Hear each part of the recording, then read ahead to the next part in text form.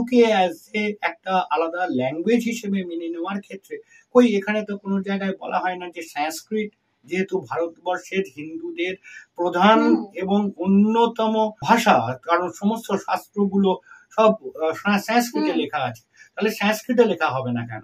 এবং বলা হয় Sanskrit the mother of all languages, তাহলে তো সংস্কৃত তো আমাদের এখানে লেখাটা, কারণ এখানকার ম্যাক্সিমাম লোকেরাই তো হিন্দু।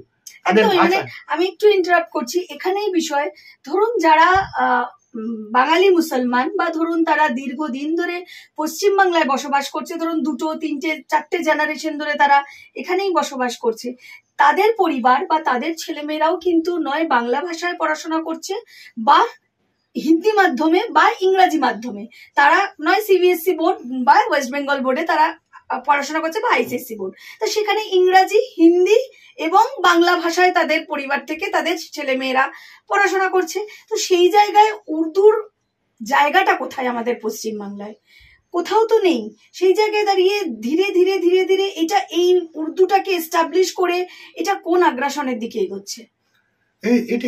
এইটাই তো বিষয়। আমি যেটা বলতে চাইছি যে যদি চোখের সামনে আপনার একটা জিনিসকে, ধরুন একটা জায়গায় আপনার বাড়ির সামনে একদিন ময়লা ফেলা হলো, আপনি প্রতিবাদ করলেন না, দ্বিতীয় দিন ময়লা ফেলা হলো, প্রতিবাদ করলেন না, তারপরে ব্যাপারটা হচ্ছে আপনার বাড়ির সামনে ময়লা ফেলাটাই ওটা রীতিতে দাঁড়িয়ে যাবে। ফলে এই যে বারবার করে উর্দু ল্যাঙ্গুয়েজ চোখের সামনে ভেসে উঠছে, ফলে আমার আর একটা টাইম আসবে যখন আমার এখানে কোনো উর্দুটা কোনো একটা মানে চলিত ভাষার মধ্যে থাকেনি কোনো দিনই, তাই না? একমাত্র পাকিস্তানেও এবং পূর্ব পাকিস্তানে, মানে এখন বাংলাদেশ, সেইখানে আন্দোলন তৈরি হয়েছিল কিন্তু এই উর্দুকে নিয়ে।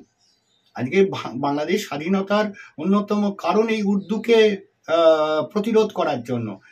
আজকে পাকিস্তানের স্থানীয় অফিসিয়াল ভাষা উর্দু, কিন্তু সেখানে লোকেরা পাঞ্জাবি বলে, সিন্ধি বলে বা বলে। উর্দু একটা স্পেসিফিক ইউপির একটা লিমিটেড এরিয়া এবং পাঞ্জাবের একটা লিমিটেড এরিয়ার ভাষা ছিল, সাহিত্যিকদের ভাষা, বেসিক্যালি সাহিত্যিকদের ভাষা। এবং মুসলিমরা তার সঙ্গে যেহেতু স্ক্রিপচারাল আরবির সঙ্গে খানিকটা মিল আছে, ফলে সেটাকে মনে করতে আরম্ভ করলো বোধহয় এটাই মানে কোরআনের ভাষা, মানে কোরআনের স্ক্রিপচার। আসলে তা নয়। আসলে কিছু একটা জায়গায় অন্তত 10-12টা জেলার একটা ভাষা, সেটা একটা দেশের স্বাধীনতার কারণ হয়ে দাঁড়ালো, তার প্রতিরোধে। ফলে আমাদেরও কিন্তু এইভাবে চাপিয়ে দেওয়া হচ্ছে বারবার করে। আপনার এখানে উর্দু কতগুলো কাগজ বেরোয়? ম্যাক্সিমাম 3টে বেরোয়। হ্যাঁ, তার থেকে বেশি তো হিন্দি কাগজ বেরোয়, তার থেকে বেশি তো বাংলা কাগজ বেরোয়, ইংরেজি কাগজ বেরোয়। তাহলে হঠাৎ করে উর্দুটা আমাদের এখানে ঢোকানো। উর্দু কিন্তু মুসলিমদের ভাষাই নয়, মুসলিমদের ভাষা হিন্দি। আপনি যদি এতে যান, মধ্যপ্রদেশ, ইউপি, রাজস্থান, বিভিন্ন জায়গায় যে সমস্ত মুসলিমরা, এবং সাউথ ইন্ডিয়ায় কেউ উর্দুতে করে না। ফলে বিষয়টা এখানে যে চোখের সামনে ওই ভাষাটাকে রাখো, যাতে বাঙালি জাতি বাংলা ভাষার সঙ্গে সঙ্গে উর্দুটাকেও মেনে নেয়, গা সওয়া হয়ে যায়। সেই পার্সপেক্টিভে কিন্তু জিনিসটাকে প্রচারের, কালচারাল জিহাদের মধ্যে জিনিসটাকে নিয়ে আসা।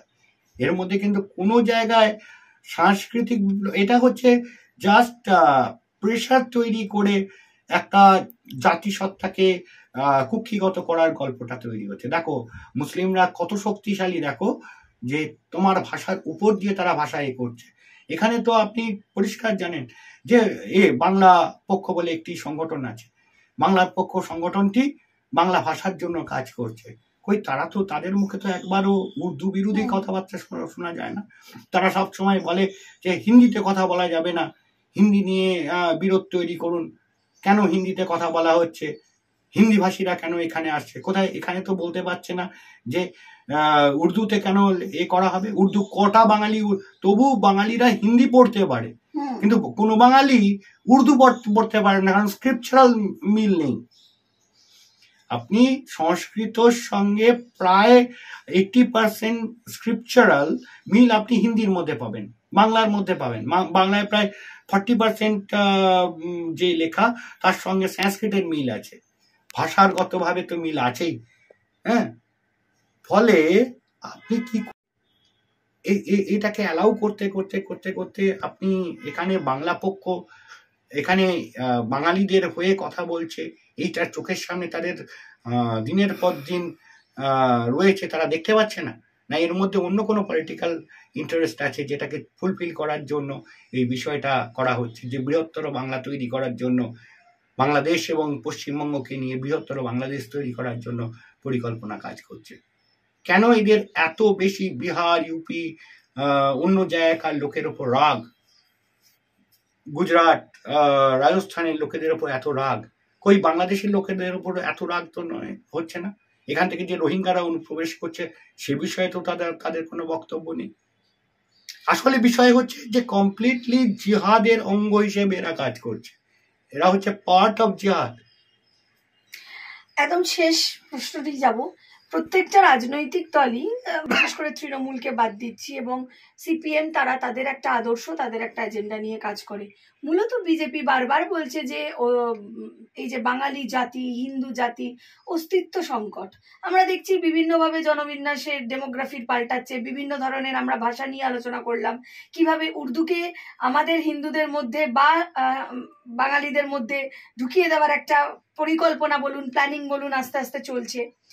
বিষয়টা হচ্ছে এই যে অস্তিত্ব সংকট হিন্দুদের, বারবার বিজেপি বলছে বা বিশিষ্ট জন, সমাজের বিশিষ্ট জনেরা বলছে, কিন্তু বলার পর তার পরের পদক্ষেপটা কি? যদি অস্তিত্বটাই সংকট হয়, সেই অস্তিত্বকে রক্ষা করার পদক্ষেপটা কি, কি করা উচিত, কি মনে হয়? প্রথম কথা, আমাদের প্রধানত যে দাবিটা হওয়া উচিত, যে বাংলা তৈরি হয়েছিল 1947 সালের 20শে জুন, যে দাবিটা উঠেছিল যে অবিভক্ত বাংলা থেকে আর পশ্চিমবঙ্গকে আলাদা করতে হবে, তার কারণ হিন্দু হোমল্যান্ডের জন্য, যেখানে কমিউনিস্ট পার্টি থেকে আরম্ভ করে হিন্দু মহাসভা, কংগ্রেস সবাই সমর্থন করেছিল এবং একমাত্র মুসলিমরা তার বিরোধিতা করেছিল।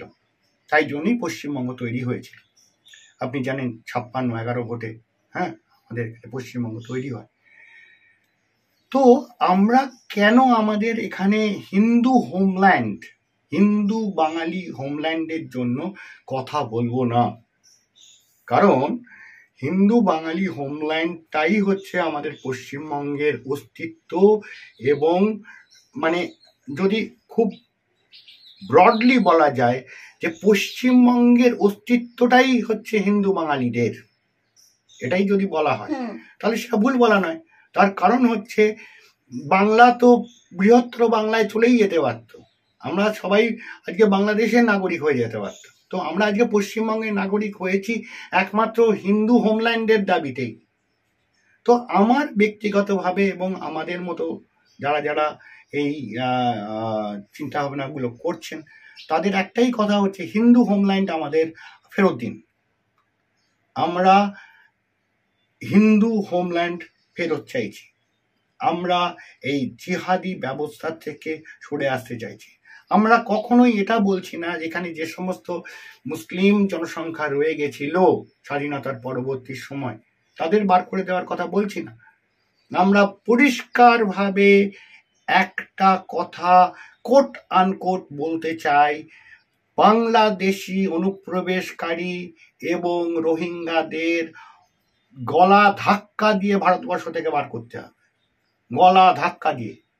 আবার বলছি, কোট আনকোট বাংলাদেশ থেকে আগত অনুপ্রবেশকারী, অবৈধ অনুপ্রবেশকারী এবং রোহিঙ্গাদের ভারতবর্ষ থেকে তথা বাংলা থেকে গলা ধাক্কা দিয়ে বাইরে বার করতে হবে। তা না হলে বাংলার যে হিন্দু হোমল্যান্ড সেই দাবিটা অস্বীকার হয়ে যাবে। ফলে এইটুকুই আমার মানে অনুরোধ সবাইকে, আপনারা সবাই যারা যারা দেখছেন প্রোগ্রামটা, তারা কিন্তু সবাই বাঙালি হিন্দু হোমল্যান্ডের জন্য কথা বলুন, আপনার ভয়েসটাকে তুলুন। তবে একটা টাইম আসবে যখন ভারতবর্ষের মধ্যে বাঙালি হিন্দু হোমল্যান্ড হিসেবে পশ্চিমবঙ্গ স্বীকৃত হবে। অসংখ্য ধন্যবাদ। অনেকগুলো বিষয় আমরা আলোচনা করলাম, দর্শক বন্ধুরাও শুনলো। অসংখ্য ধন্যবাদ আমাদের দর্শক বন্ধুদের যারা এতক্ষণ অনুষ্ঠানটি শুনছিলেন।